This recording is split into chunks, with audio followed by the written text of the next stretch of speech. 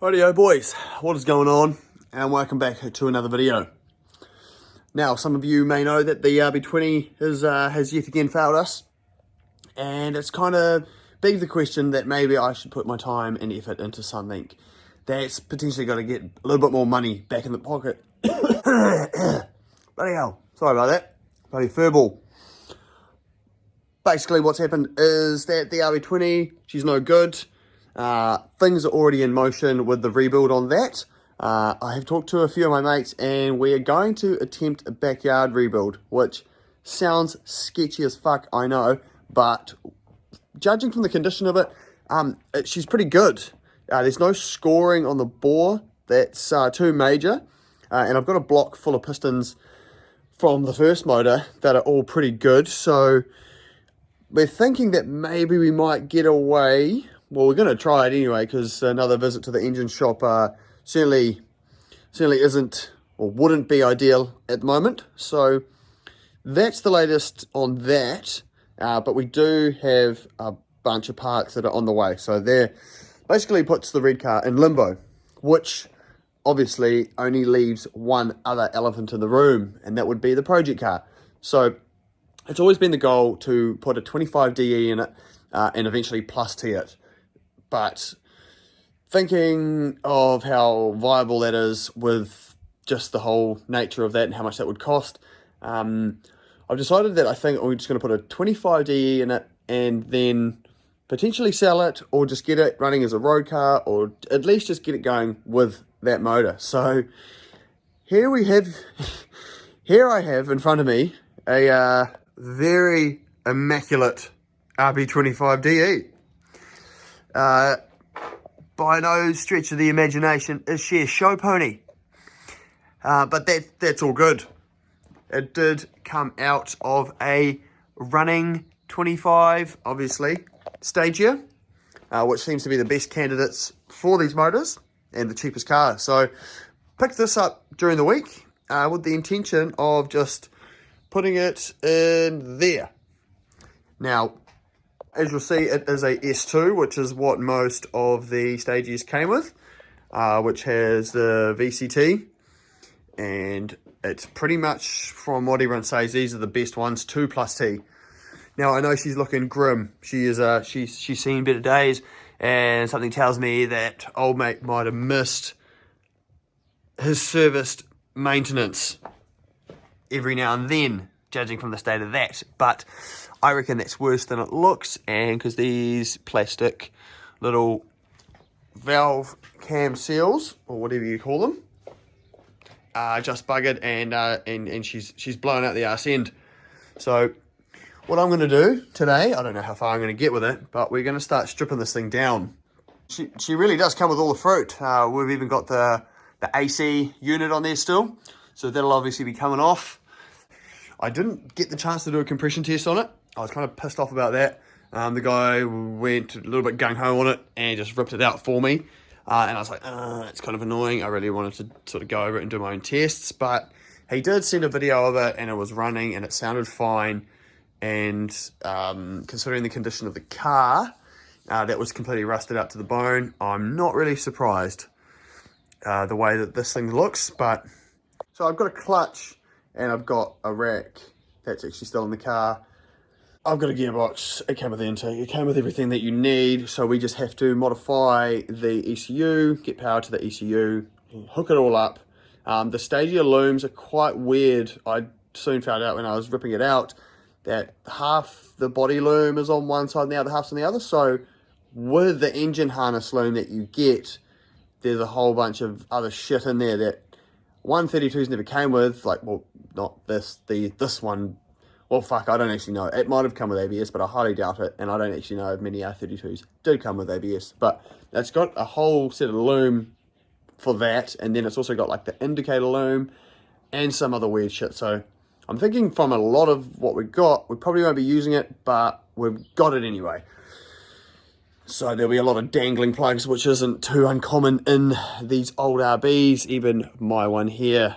I think a lot of this stuff is from the auto conversion. Car Jam tells me that this was an auto car.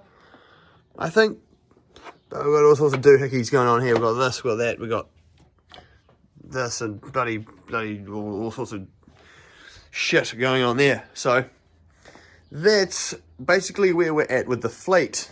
Now, I did touch on that we're going to get this running as a 25DE. What the plan, am I going to keep it? Am I going to sell it? I'm not entirely sure. Leaning towards selling it because I don't really have the care for taking it through a cert, because it is suited for a V8. It is suited for rims and adjusties and all these other things as well. So if you know a guy, I'm sure you could get it a waff relatively easy. But that's all things that I don't really care for. So I'd rather get rid of this, get it going, do pretty well on it, I think, and move on to another project. So, which we'll all touch on at a later date. But we'll get this thing pushed out anyway, and we shall hook into it and see how bad it really is.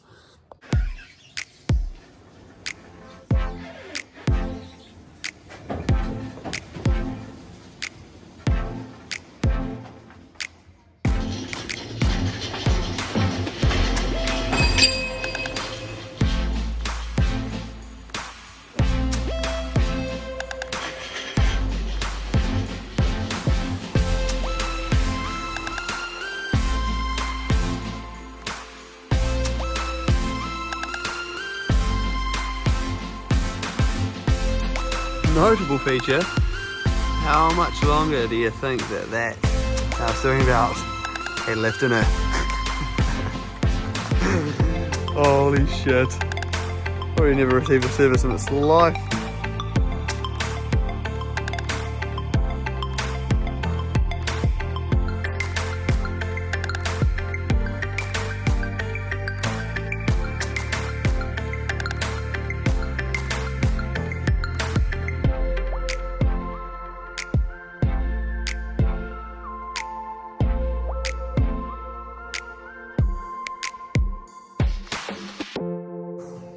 Well, I mean, I think it looks a little bit better. Still looks like a piece of shit, but yeah, as you would have seen, I managed to get the covers off and didn't really do much, to be honest. Just took the AC pump off and the manifold cover.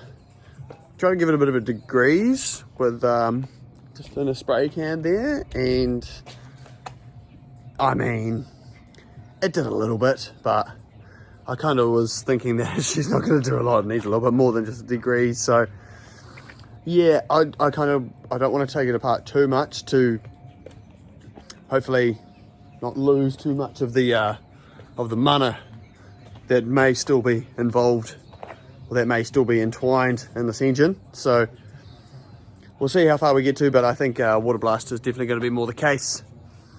But yeah, so not a lot going on in this one, apart from introducing the new engine for the project car, which a lot of you knew what it was going to be already. But yes, but there you have it. That's what we're putting in this bad boy anyway.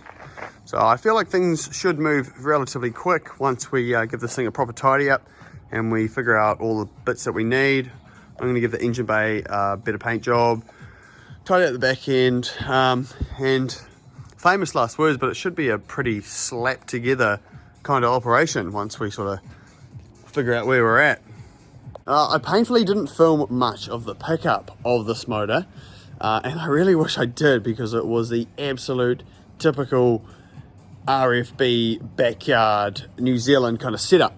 The dude was really nice and everything, but there was just shit everywhere. But I'll chuck in the small little clip that I did get of the day. It looks kind of cool with that new style. Yeah, it's got the Hilux, 2018 Hilux rear end on it.